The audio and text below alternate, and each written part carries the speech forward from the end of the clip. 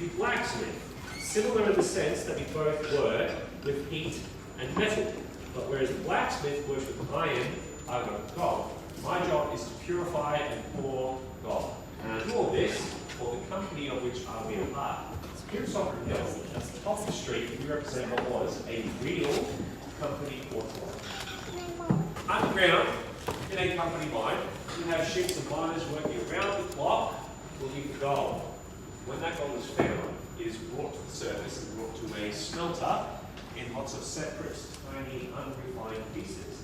My responsibility is to gather those pieces of gold together and then smelt them down into a liquid, removing some impurities in the process, and then pour it and cast it into one clean gold bar, which then goes back to the company and they're going to sell it for lots of money.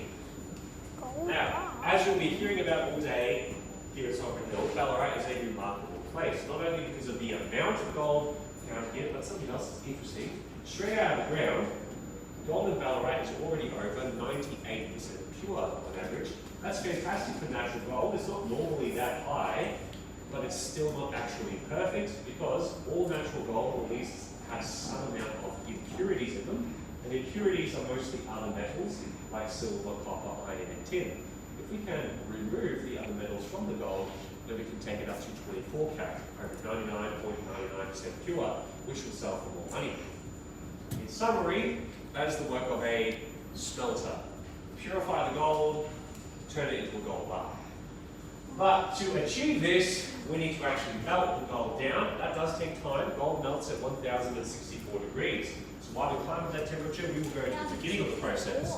And it all begins with quartz. This is quartz. I knew it. We've seen this rock before. It's fairly common. I knew it. Found in quartz in tiny thin threads. In a chunk of quartz like this, if there is gold in here, it would be an incredibly tiny amount. It would be very disheartening to look at.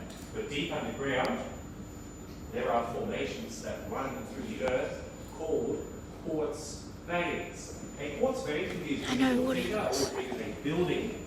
If you just extract large quantities of quartz, you'll find enough gold to hold of money.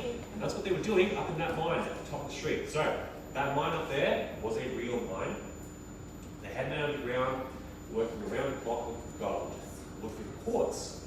When the quartz is found, they break it down into smaller pieces and then they send these chunks to the surface through the tower. From there, the quartz is delivered to the building next to us, the battery house. Where they take the quartz and crush it down with a battery of steel hammers, or in other words, a group of hammers powered by